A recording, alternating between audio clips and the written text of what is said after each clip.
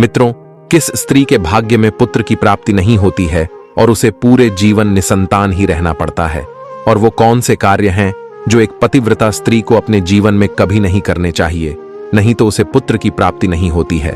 मित्रों, एक समय की बात है जब माता लक्ष्मी भगवान विष्णु से मिलने के लिए जाती हैं और भगवान विष्णु से कहती हैं, प्रभु, आज मैं आपसे 3 प्रश्नों का उत्तर पूछने के लिए आई हूँ। तो भगवान विष्णु कहते हैं, हे देवी, तुम निश्चिंत होकर अपने तीनों प्रश्नों को मुझे बताओ, मैं तुम्हारे प्रश्नों का उत्तर अवश्य दूंगा। तो प्रश्नों को बताते हुए माता लक्ष्मी कहती हैं, प्रभु, मेरा पहला प्रश्न ये है कि वो कौन सी स्त्री है जिसके भाग्य में पुत्र की प्राप्ति नहीं होती है और वो पूरा जीवन निसंतान ही रहती है। और मेरा दूसरा प्रश्न है, वो कौन सी स्त्री है जो समय से पहले ही विधवा हो जाती है और बिना पति के दुखी जीवन व्यतीत करती है।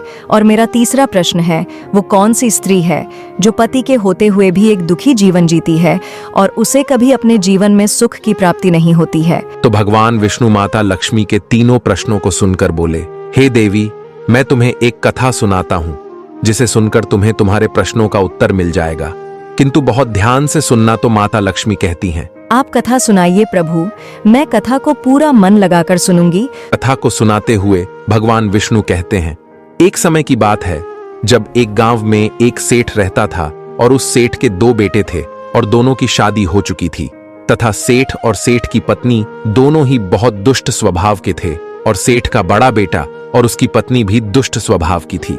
लेकिन सेठ का छोटा बेटा बहुत ही अच्छे स्वभाव का था और उसकी पत्नी भी बहुत अच्छे स्वभाव की थी और वो अकेले ही घर का सारा काम करती थी और घर में सभी के कपड़े भी धोती थी। इतना सब कुछ करने के बाद भी सेठ की पत्नी और बड़े बेटे की पत्नी हमेशा उसका अपमान करती रहती थी। कथा को आगे बताते हुए भगवान विष्णु कहते हैं, सेठ की बड़ी बहू का एक बेटा था और छोटी बहू को एक पुत्री थी। सेठ की पत्नी हमेशा उस पुत्री को लेकर अपनी छोटी बहू को ताना मारती रहती थी। फिर भगवान विष्णु कथा को आगे बताते हुए बोले, हे देवी, अब मैं उस सेठ की छोटी बहू की कहानी अच्छे से समझाता हूँ, क्योंकि उसकी छोटी बहू की कहानी से तुम्हें तुम्हारे पहले प्रश्न का उत्तर मिल जाएगा कि वो कौन सी स्त्री है जिसके भाग्य में कभी पुत्र की प्राप्ति नहीं होती है। तो इस कथा को सुनो। उस सेठ की जो पत्नी थी वह पहले से ही बड़े ही दुष्ट स्वभाव की थी और उसके दुष्ट स्वभाव के कारण घर के सभी लोग उससे बहुत ज्यादा परेशान थे और वो अपनी छोटी बहू को बहुत ही ज्यादा परेशान करती थी। उसको परेशान करने में उसे बहुत मजा आता था। सेठ की छोटी बहू का नाम राधिका था और वो बेचारी राधिका घर का सारा काम करती थी। फिर भी सेठ की पत्नी उसे हमेशा बहुत परेशान करती थी। वो कितना भी घर का काम कर ले पर सेठ की बीवी हमेशा उसे ही डांटती रहती थी। एक दिन जब राधिका घर में झाड़ू लगा रही थी तो सेठ की पत्नी बोली, इतनी देर हो गई, तू अभी तक झाड़ू ही नहीं लगा पाई। मैं मंदिर जा रही हूँ और जब तक वहाँ से आऊंगी तब तक खाना बन जाना चाहिए। आते ही मैं खाना खाऊंगी।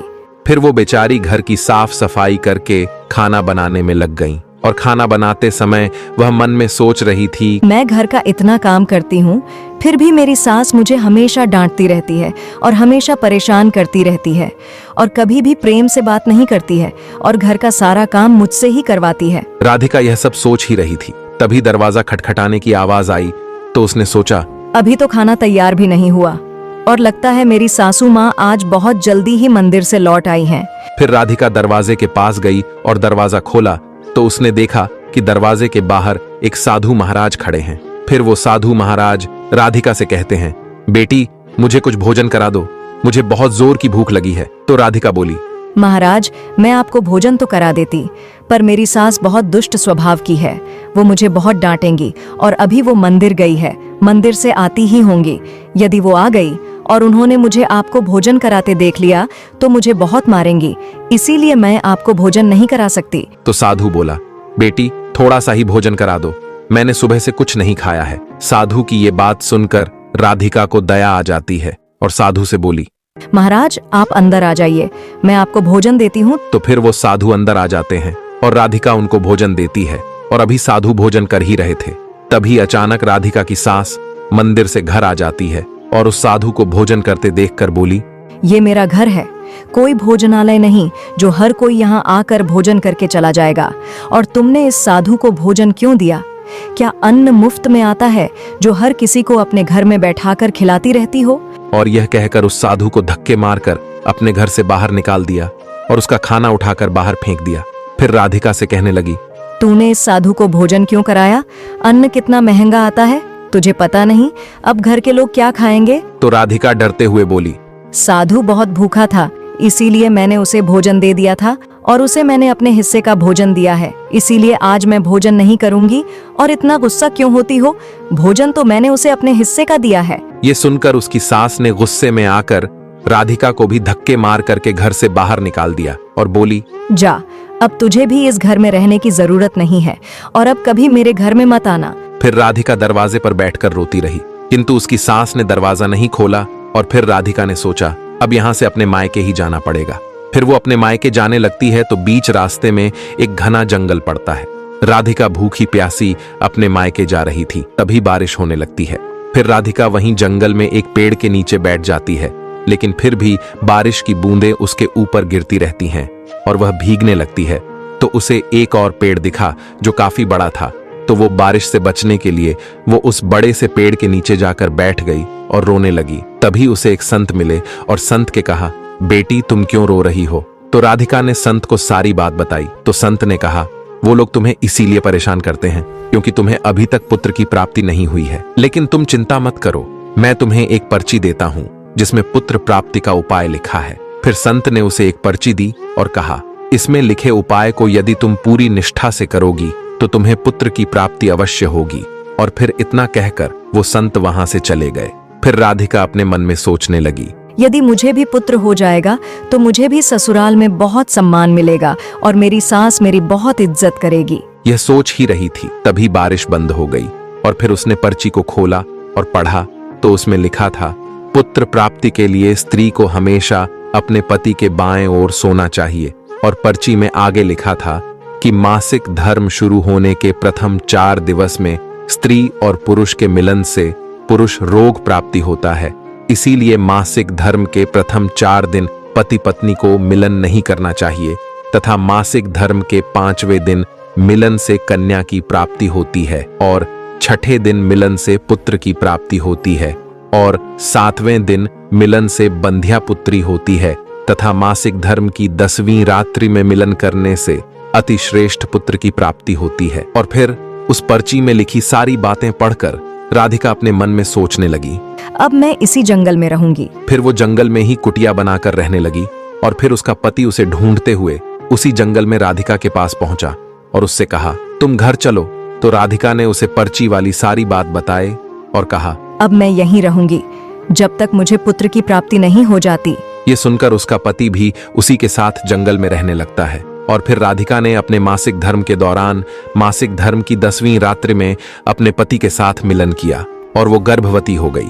फिर सुबह स्नान करके राधिका पूजा पाठ करने के लिए बैठी हुई थी, तभी उसका पति लकड़ी काटने के लिए चला गया और फिर भयंकर तूफान आया जिससे उसकी झोपड़ी उड़ गई और भारी बारिश होने लगी। और फिर बारिश से बचने के लिए राधिका उसी बड़े से पेड़ के नीचे जाकर बैठ गई और उस पेड़ पर 2 राक्षसी रहती थी जो इस समय बाहर गई हुई थी। और थोड़ी ही देर बाद वो दोनों राक्षसी पेड़ पर आकर बैठ गई और उसी पेड़ के नीचे राधिका बैठी थी। फिर वो राक्षसी आपस में कहने लगी, चलो सोने के टापू पर चलते हैं। तो दूसरी कहने लगी, पर चलेंगे कैसे? तो पहली राक्षसी बोली, इसमें कौन सी बड़ी बात है, इस पेड़ को अभी उड़ा देती हूँ, इसी से चलेंगे। इतना कहकर वो दोनों राक्षसी उस पेड़ पर बैठकर सोने के टापू की तरफ निकल लेती हैं और उसी पेड़ के नीचे पेड़ की जड़ पर राधिका भी बैठी थी, इसीलिए साथ में वो भी उड़ने लगती है। किंतु राक्षसी को ये बात नहीं पता होती है कि इसी पेड़ के नीचे एक औरत भी है। फिर कुछ ही देर में वो दोनों राक्षसी सोने के टापू पर पहुंच जाती हैं और फिर दोनों राक्षसी को भूख लगी तो वो दोनों पेड़ से उतरकर शिकार करने के लिए चली गई। फिर राधिका पेड़ की जड़ से उतरकर जब सोने के टापू पर पैर रखा तो उसने देखा यहाँ तो सब सोना ही सोना है, तो वह जल्दी जल्दी सोने को अपनी साड़ी के आंचल में भरने लगी और जितना सोना भर सकती थी उतना भर लिया और फिर दोबारा से उसी पेड़ की जड़ पर जाकर बैठ गई। फिर कुछ देर बाद दोनों राक्षसी शिकार करके वापस आ गई और फिर पेड़ के ऊपर बैठ गई और फिर दोनों आपस में कहने लगी, चलो अब यहाँ से चलते हैं। और फिर कुछ ही देर में वो दोनों पेड़ को लेकर वहीं पर पहुंच गई। फिर राधिका तब तक पेड़ की जड़ पर ही चुपचाप बैठी रही जब तक वो दोनों राक्षसी वहां से चली नहीं गई। फिर भगवान विष्णु कहानी को आगे बताते हुए माता लक्ष्मी से कहते हैं, अब कहानी को ध्यान से सुनना, क्योंकि यहीं से आपको पता चलेगा कि किस स्त्री के भाग्य में पुत्र की प्राप्ति नहीं होती है। तो माता लक्ष्मी कहती हैं, जी प्रभु। तो भगवान विष्णु कहते हैं, फिर कुछ देर बाद वो दोनों राक्षसी वहां से चली गईं और फिर राधिका उस सोने को लेकर पेड़ की जब से नीचे आ गई और सोचने लगी, ये सारा सोना लेकर मैं अपने घर जाऊंगी और मेरी सास इतना सोना देखकर खुश हो जाएंगी और मुझे परेशान करना बंद कर देंगी और मुझसे घर का काम भी नहीं कराएंगी। राधिका ये सोच ही रही थी, तभी उसका पति भी जंगल से लकड़ी काट कर आ गया और राधिका से कहने लगा, इतना सारा सोना तुम कहां से लाई हो?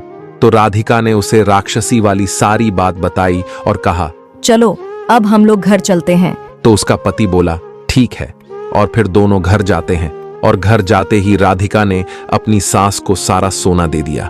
फिर इतना सारा सोना देखकर उसकी सास बहुत खुश हुई और उससे पूछने लगी कि तुम इतना सारा सोना कहां से लाई हो? तो राधिका ने अपनी सास को राक्षसी वाली सारी बात बताई। फिर उसकी सास ने सारा सोना ले लिया और उसके बाद राधिका से कहने लगी, इतने सोने से क्या होगा? जब वहाँ पर बहुत सारा सोना था तो तुझे और ज्यादा सोना लेकर आना था। इतना थोड़ा सोना लेकर क्यों आई हो? तो राधिका बोली, माँ जी, इतना सारा सोना तो है और लाती तो क्या होता? तो उसकी सास बोली, तुझे और ज्यादा सोना लाना था जिससे हमारी 7 पुश्तें बैठकर खाती, फिर भी सोना खत्म न होता। अब तू देख, इस बार मैं जाऊंगी और बहुत सारा सोना लेकर आऊंगी। तो राधिका ने कहा, नहीं माँ जी, आप वहाँ मत जाओ, वहाँ जान का भी खतरा है। तो सास बोली, नहीं, मैं तो जाऊंगी और बहुत सारा सोना लेकर आऊंगी। और इस प्रकार उसकी सास ने उसकी बात नहीं मानी और उसी जंगल में पहुंच गई और उसी पेड़ के नीचे जाकर बैठ गई जहां पर कुछ दिनों पहले राधिका बैठी थी। तो उसे राक्षसी उड़ाकर सोने के टापू पर ले गई थी। फिर कुछ देर राधिका की सास पेड़ की जड़ पर बैठी रही और थोड़ी ही देर में वो दोनों राक्षसी वहां आई और उसी पेड़ पर बैठ गई। फिर एक राक्षसी कहने लगी, आज सोने के टापू पर नहीं बल्कि आज नदी के किनारे चलते हैं, वहाँ पर मछलियाँ खाएंगे। और इतना कहकर पेड़ को लेकर नदी की तरफ चल देती है। अभी उसकी सास एकदम से बोल पड़ी, तुम दोनों पेड़ को सोना के टापू पर लेकर क्यों नहीं जा रही हो? तभी उन दोनों की नजर उसकी सास पर पड़ी और उसकी सास सोचने लगी, ये मैंने क्या बोल दिया? अब तो ये राक्षसी जान जाएंगी कि इस पेड़ पर कोई और भी है। फिर वो दोनों ने देखा कि इस पर तो एक स्त्री बैठी है। तो दोनों ने पेड़ को बहुत जोर से हिलाया, जिसके कारण उसकी सास पेड़ से नीचे गिर गई और उसकी मौत हो गई। उसके बाद जब उसके घर वालों को उसकी मौत का पता चला तो सभी लोग वहां पर पहुंच गए और राधिका कहने लगी, मैंने सासू माँ को समझाया था कि वहाँ मत जाओ, फिर भी वो वहाँ पर सोने के लालच में चली गई।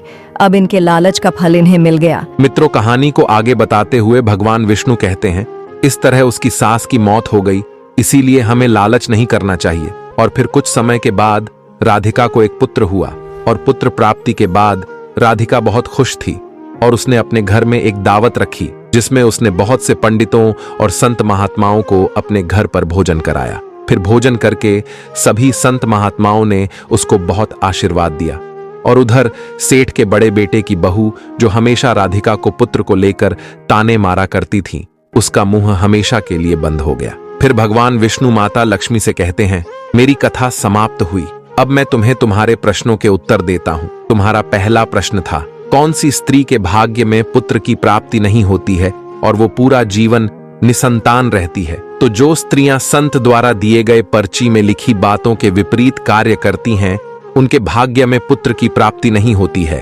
और जो स्त्रियां अपने पति का आदर नहीं करती हैं और हमेशा उनसे लड़ती झगड़ती रहती हैं और अपने पति से हमेशा नाराज रहती हैं, उनके भी भाग्य में पुत्र की प्राप्ति नहीं होती है। इसीलिए प्रत्येक स्त्री को अपने पति का आदर सम्मान करना चाहिए। और तुम्हारा दूसरा प्रश्न था कि वो कौन सी स्त्री है जो समय से पहले ही विधवा हो जाती है और बिना पति के एक दुखी जीवन जीती है। तो समझ लो, जो स्त्रियां पति के होते हुए भी मांग में सिंदूर नहीं लगाती हैं और न ही मंगलसूत्र पहनती हैं और जहां भी जाती हैं बिना सिंदूर और बिना मंगलसूत्र के जाती है तथा पति के कहने पर भी उसकी बात नहीं मानती हैं और पराये मर्दों के 60 संबंध बनाती हैं, तो ऐसी स्त्रियां समय से पहले ही विधवा हो जाती हैं। इसीलिए एक शादीशुदा स्त्री को पतिव्रता जीवन जीना चाहिए और अपने पति के अलावा पराये मर्दों को नजर उठाकर भी नहीं देखना चाहिए। और तुम्हारा तीसरा प्रश्न था कि वो कौन सी स्त्री है जो पति के होते हुए भी एक दुखी जीवन जीती है। और उसे अपने जीवन में कभी सुख की प्राप्ति नहीं होती है, तो समझ लो ये वो स्त्रियां हैं जो सुबह देर तक सोती रहती हैं और सुबह 8 या 9 बजे के बाद उठती हैं और बिना स्नान किए ही भोजन बना देती हैं और पूजा पाठ भी नहीं करती हैं, और कहीं भी जाना होता है तो अपने पति की बिना आज्ञा के चली जाती हैं, पति के मना करने पर भी नहीं मानती हैं, पति की एक भी बात नहीं मानती हैं। तो ऐसी स्त्रियों के जीवन में कभी सुख की प्राप्ति नहीं होती है और हमेशा दुखी जीवन जीती है। इसीलिए एक पतिव्रता स्त्री को हेमशाह चरित्रवान रहना चाहिए और प्रातः काल में उठकर स्नान आदि करके पूजा पाठ करके फिर भोजन तैयार करना चाहिए, जिससे कि घर में सुख शांति आती है। और माता लक्ष्मी की पूजा भी करनी चाहिए, जिससे कि माता लक्ष्मी प्रसन्न होती हैं। मित्रों, आपको ये कथा कैसी लगी हमें कमेंट्स करके जरूर बताना। तो बोलो जय माता लक्ष्मी की।